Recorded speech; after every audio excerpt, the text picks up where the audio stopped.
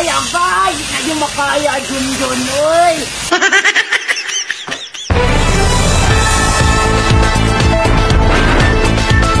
May muntag Luzon, Visayas ug Mindanao, kini ang ABCD News Balitang Buret.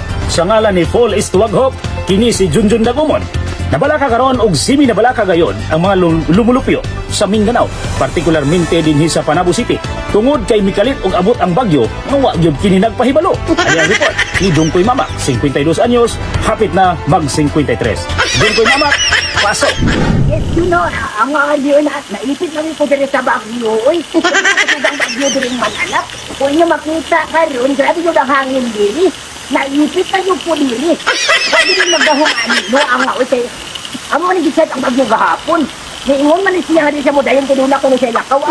Yang oy, natingala na lang ni diri. Ang kalit ra abot ning mananap. Uy, daw nang wag ni ka bantayan ni ba. Kung yung matagal mo, grabe na kusong ka sa hangin din eh. Nagkaigo-igo na po din. Kasi lang pagkaipita, uy.